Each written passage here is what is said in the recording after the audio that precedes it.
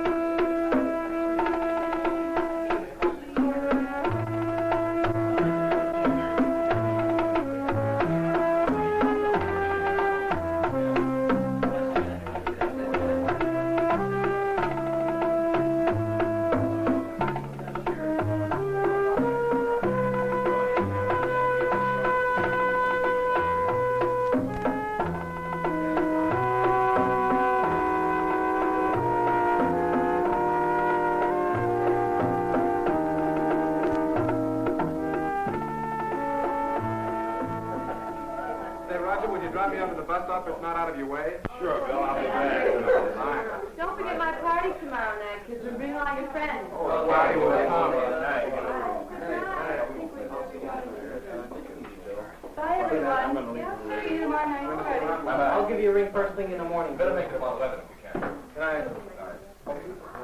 I ought to be going, too. It was awfully nice of you to invite me here. You know, this is the first time I've been to anything like this. And thanks a lot, Bruce, for showing me how rock and roll is jazz. Bruce?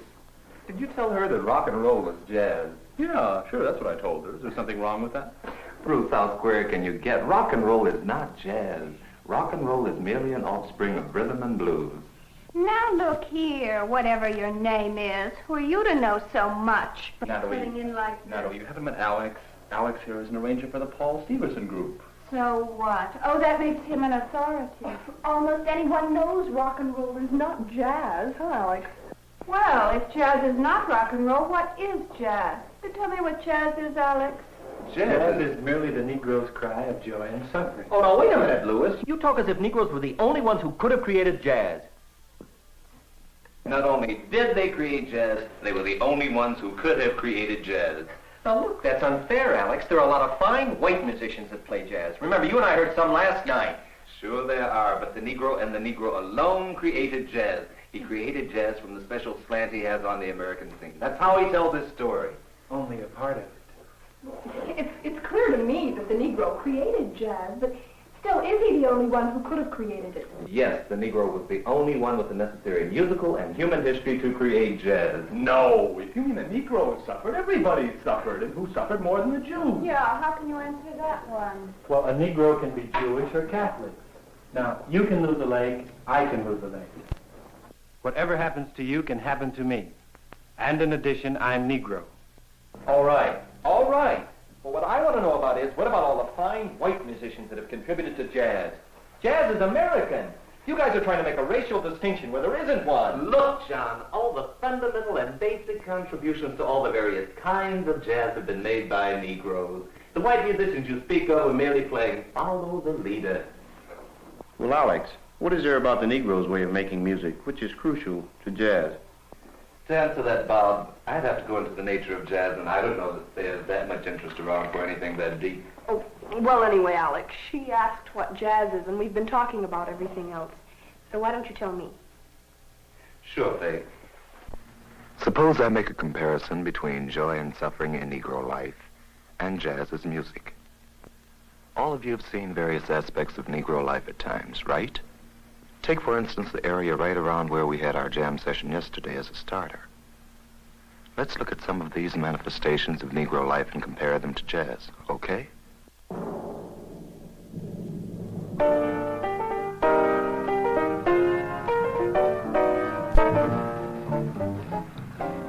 As Lewis put it a moment ago, a Negro is potentially capable of experiencing everything that all Americans experience, plus Negroes undergo the hazard of being Negro.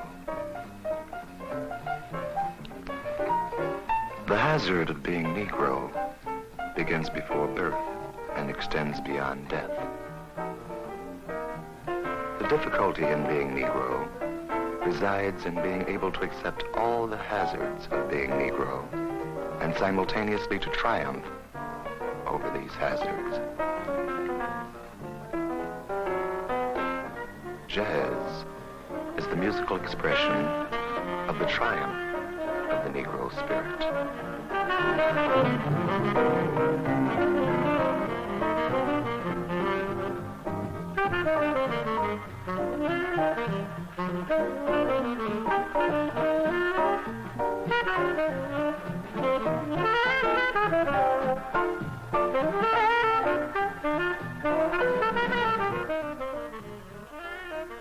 The Negro cry of joy and suffering in jazz is based on a contradiction in jazz.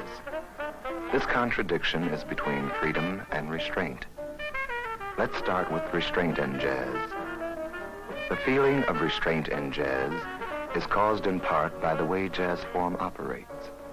The basic formal unit of jazz, which is called the chorus, repeats itself endlessly without getting anywhere.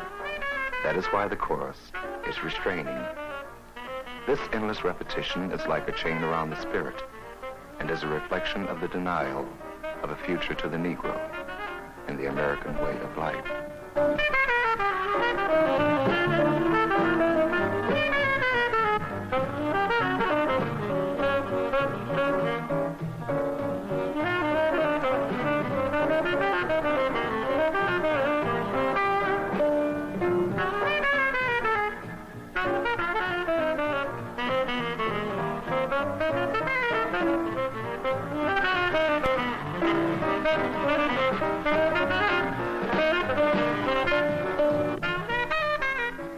Another restraining factor in jazz are the changes.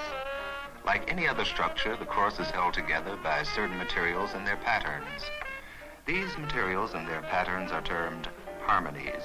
The jazzman calls them changes. The changes are stated through the rhythm section, especially the piano and guitar.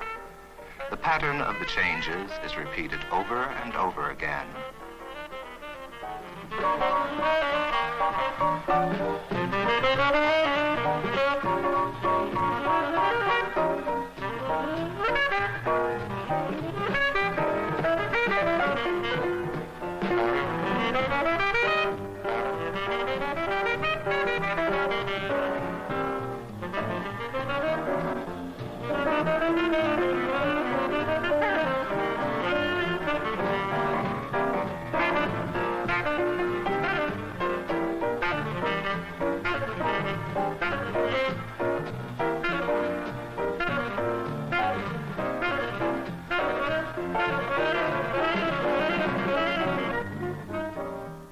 Two restraining elements in jazz are the form and the changes.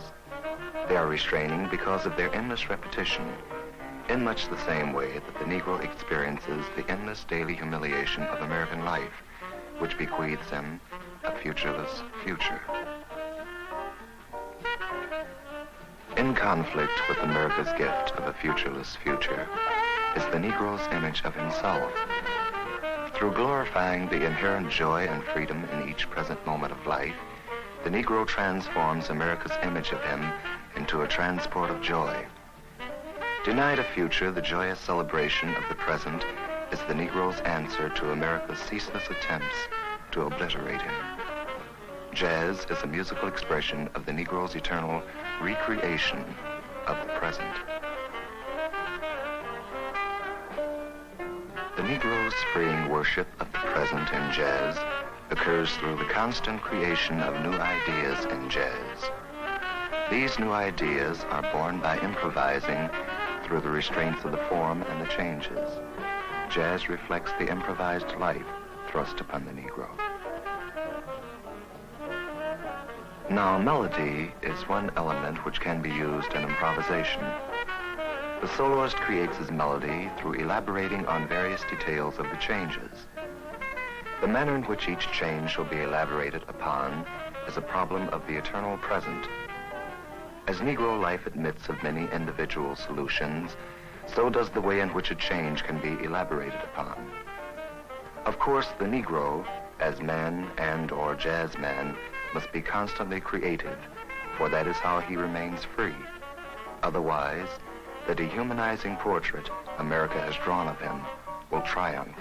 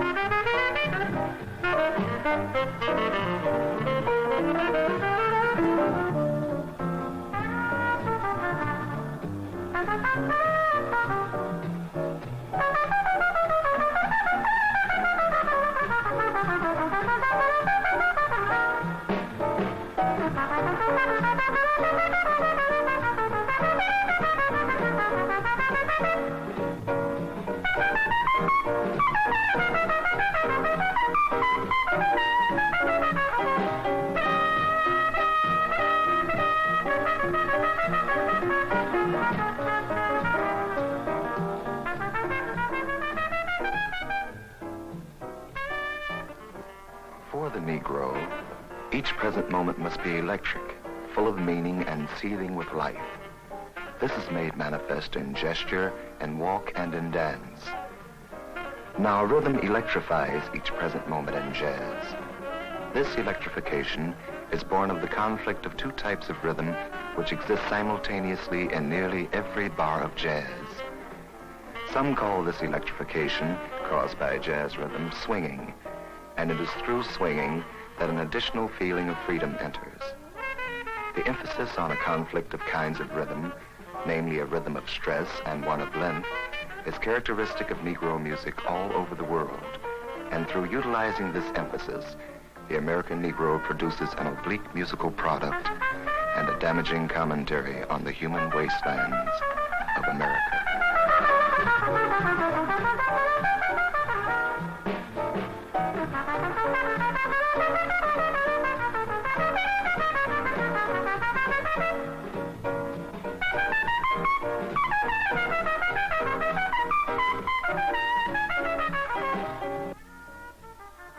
Through melodic improvisation and the ever-present contradiction in rhythm, the Negro makes an art form that insists on the deification of the present and which, among other things, is an unconscious holding action until he is also master of his future.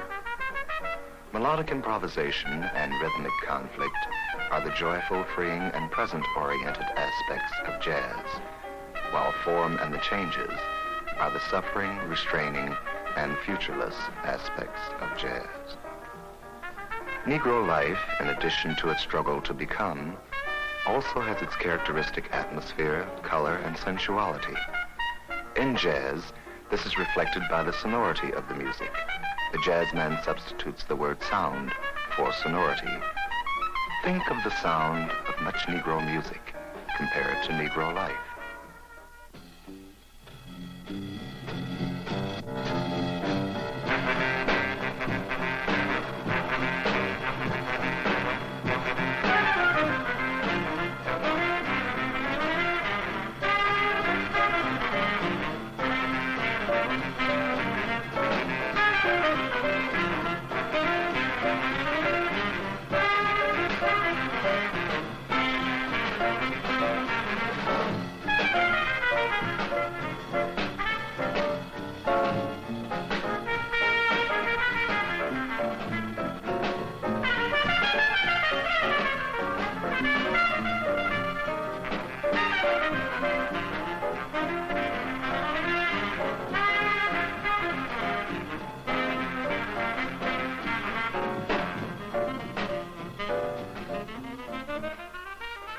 Now contrast this to the sound of jazz as performed by whites, compared to white life.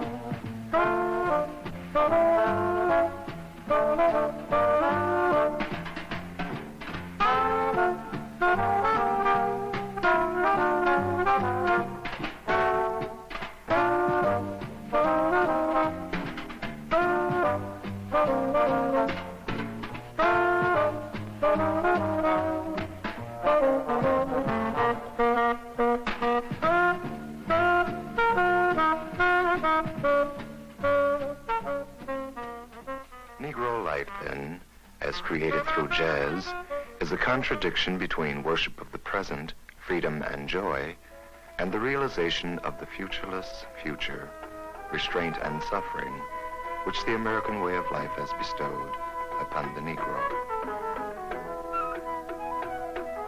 The cry of joy and suffering in jazz is then based on the ever-present contradiction between freedom and restraint. The feeling of freedom is based on the Negro's view of what life in America should be, while the feeling of restraint is based on the actual inhuman situation in which the Negro finds himself.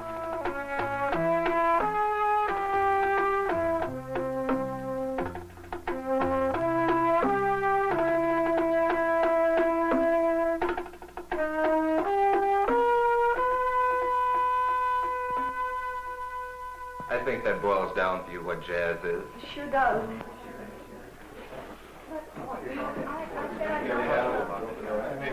Alex, you said something before about a special slant the Negro has on the American scene. Now, I don't see why Negroes see things differently than anybody else. Joe. Oh, look, Negroes are just like everybody else. Oh, no, they're not. You see, the Negro looks at the human arena in America indirectly. He views America with a special clarity and penetration. He can do this because he's grown up in a corner and made the most of it. So he suffered, but why put him in a corner? I didn't put him there. Don't you know who put him there? He's there because of the outrageous savagery of you white Americans. You act as if we're not human. Are you human? The Negro is the only human American. I am too human. I've got eyes, hair, nose, and a face just like you. It takes more than a face, a nose, or hair to be human. It takes a soul. Oh, Alex, you know we've got souls. If Americans had souls, they wouldn't have tried to take ours away from us. And they're still trying to take them away. Take away your souls? How? You wiped out our past. We have no yesterday to look back on. With slavery, you wiped out our today, and the present day savagery is intended to deprive us of our tomorrow. If America had her way, time would vanish for the Negro. Well, then how does the Negro survive? Through spirituals, through the blues, then through jazz, we made a memory of our past and a promise of all to come. Then the history of jazz is the story of the fantastic ingenuity of the Negro in America. Yes, that's the part of the incredible genius of the Negro. Well, come on over here and tell us about the history of jazz, Alex.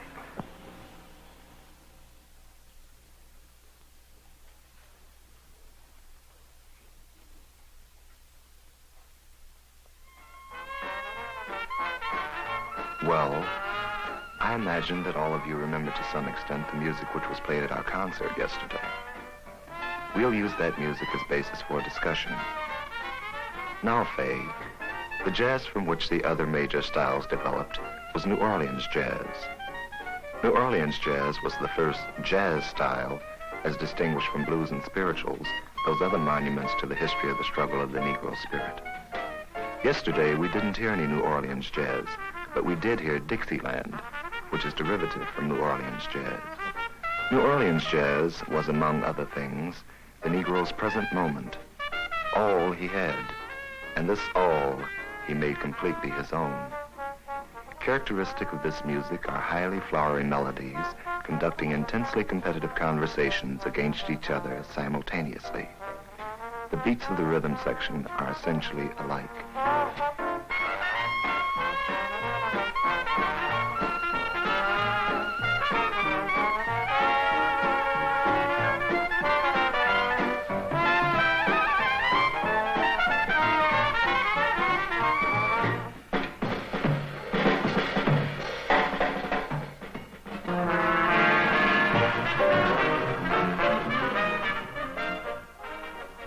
Years later, after many Negroes had left the inhuman South and migrated to the more cleverly inhuman North, their problem, among others, was how to retain their identity through the restraints of city living, mechanized and brutalizing jobs, and fragmented families.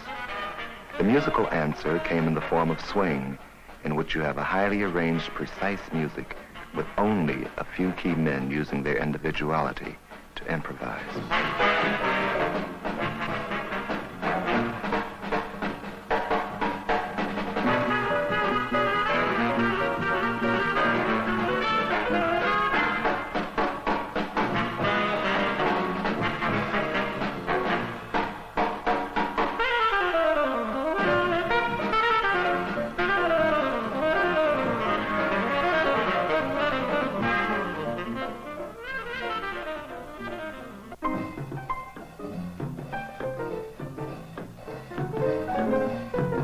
In the early 40s, Charlie Parker, Dizzy Gillespie, and Thelonious Monk introduced bebop.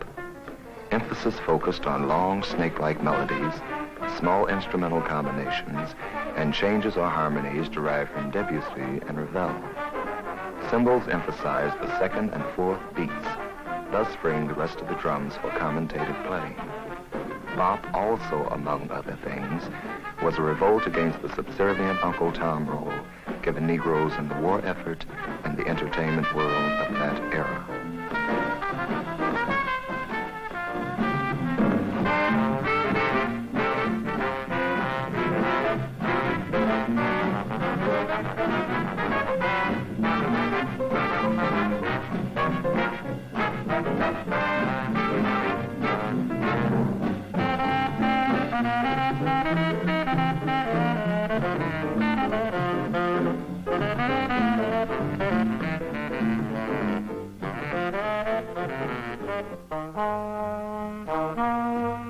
Cool jazz emphasized thin, soft sounds and a highly arranged music using many devices from serious music of past days.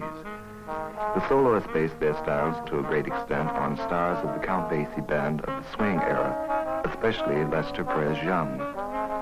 Cool jazz has been called by some an attempt to remove the Negro influence from jazz, because jazz is the one element in American life where whites must be humble to Negroes.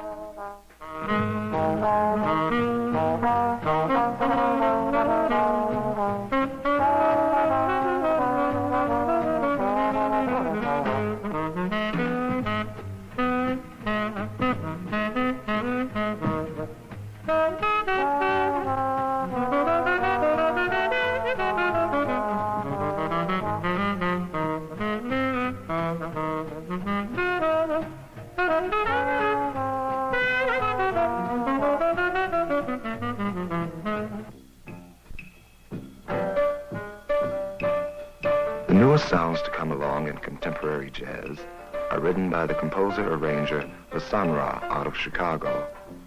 The Sun Ra, among other things, fuses the snake-like bebop melodies with colors of Duke Ellington and the experimental changes of Thelonious Monk.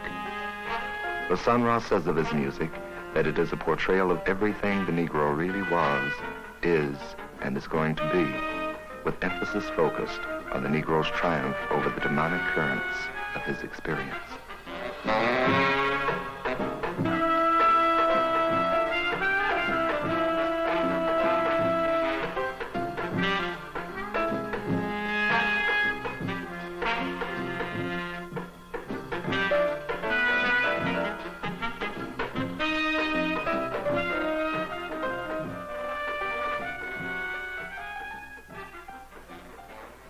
And briefly, that is the history of jazz till now. Well, you know, I'm interested in what's going to happen to jazz. John, aren't you? Yes, but... Alex, I've been thinking about something you said before. What's that, John? Well, look. Granted that the Negro is the fountainhead of jazz, isn't it possible that a white can be just as basic to jazz as a Negro? That's a fair question. Yes, it could be possible, but possible only when the whites have paid the price in suffering to be the Negro's equal. But we are your equal. What are you talking about? But you're not our equals in suffering. People just don't go out searching for suffering. How will we ever be your equals? Well, the first step will be to accept the Negro's tragic experience with reverence and humbleness. But we're individuals. We've got our own way to go. And that way is leading America nowhere but to death and doom. But the Negro's way of looking at life is offering hope to everybody. Certainly. Jazz is telling everybody's story. Why can't you accept it? Oh, wait a minute. That's outrageous. Outrageous, my eye. This joy and suffering in jazz has cut across many differences in people and has won many friends for us overseas. They really go wild over in Europe, Asia, and South America. Do they? Do they now? I don't know about that. Then you must be pretty dumb. You know, it seems to me that jazz and the Negro could win friends for this country more readily than the other things we're doing in the Cold War. Now, how can you be so illogical, Faye? Foreign policy is one thing. Jazz is another. But she's right, because people in foreign countries sense the warmth and beauty in American Negroes in jazz, while they distrust white Americans. I don't see it. But anyway, Faye said something earlier about being interested in what's going to happen to jazz. Would you tell me, Alex? Yes, jazz is dead. Well, if jazz is dead, then the Negro's dead. What do you mean jazz is dead? Why, jazz is selling more records today than ever before. Why is jazz dead, Alice? Jazz is dead because the Negro needs more room to tell his story. But isn't jazz enough? Well, it should be, the way you guys have been talking about it. You know there are limits. His story deserves more than just jazz, jazz, jazz. Jazz, for all its power, beauty, and world dominance, is too limiting. It's a genteel slavery. Slavery was over in 1863. Why must you guys always keep crying the blues? Look, I'm sick and tired of hearing Negroes accused of crying the blues. This is nutty, absolutely and positively nutty. I've given in to you on those other points, Alex, but not on this one. Why not? Oh, come on. Let's cool down, okay? Now, if the Negro won't need jazz, who will need it? American whites will need it in order to understand the suffering which is needed in order to try to become human.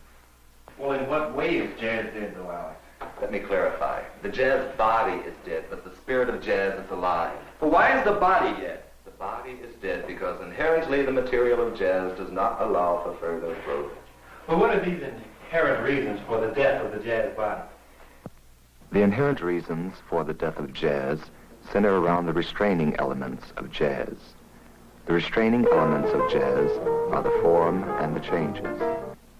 If any attempts are made to develop the form and or the changes, the swing or the spirit of jazz is lost. Since the jazz body cannot grow, it can only repeat itself. In so doing, it is stagnant. In so doing, it is dead. The three reasons for the death of the jazz body are: 1, the changes cannot evolve and retain the form. 2, the form cannot evolve and retain the swing. And 3, both the changes and the form cannot evolve simultaneously and have jazz. In all three alternatives, we have no growth in jazz, and that is what I mean by the death of the jazz body. Jazz cannot grow because it was not meant to grow. Its dead body stands as a monument to the Negro, who was supposed to die in the American scheme of things. Any attempts to develop the form or changes of jazz gives us only a circular seesaw which leads America or the Negro nowhere.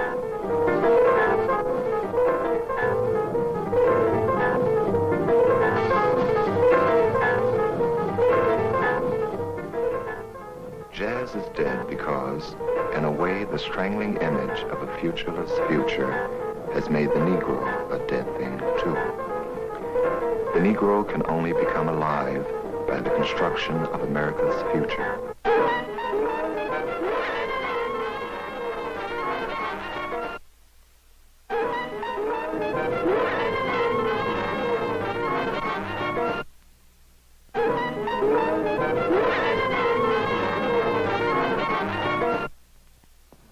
Jazz is dead because the restraints and suffering of American life on the Negro have to die.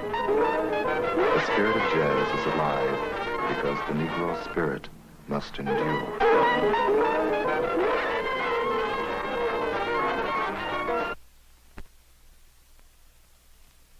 Look, Alex, you're sounding ridiculous. Jazz can be further developed. Look what's happening to cool jazz. I should think so. I mean, things can always change. No, jazz has had it. No new growth can occur in jazz. Anything which happens now will be a variation on something old. The body is dead, but the spirit of jazz is here for a long time, just like the Negro. Fee, fi, fo, fa. But I just don't see it. What will follow jazz? Eeny, meeny, miny, mo. That depends upon what the Negro does with the spirit of jazz. Jazz is merely a faint glimpse of something with colossal power which is arising. Alex, are you saying that the Negro will remake present-day serious music? Yes, the spirit of jazz will remake serious music, but the sounds of jazz will not be used. Oh, that's nonsense. Now, don't tell me that such a revolution would be based upon the spirit of jazz.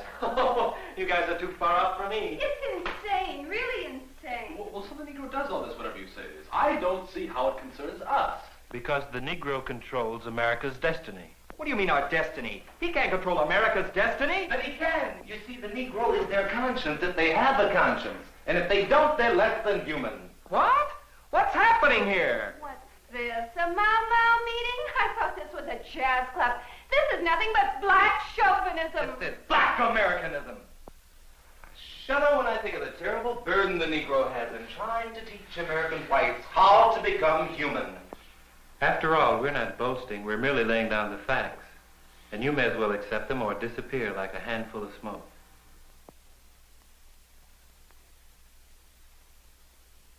Alex, I don't think what you're saying is black chauvinism.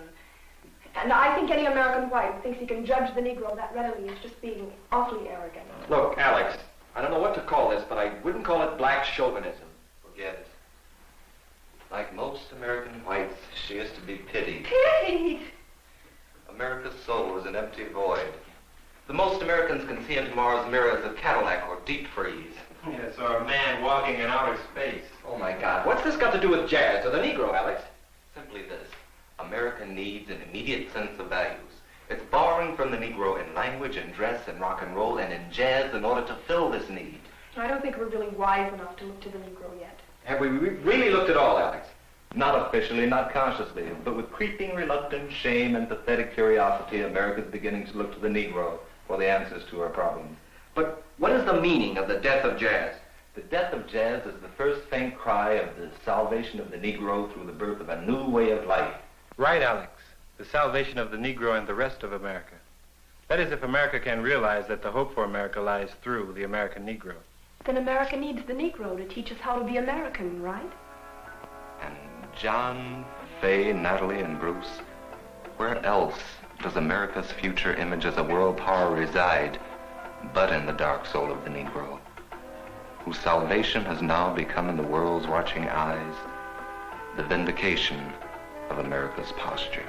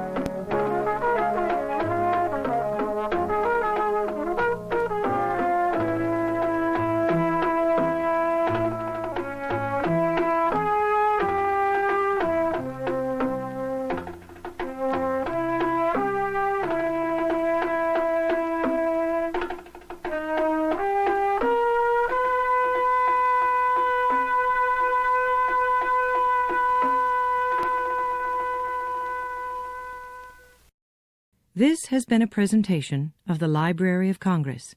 Visit us at loc.gov.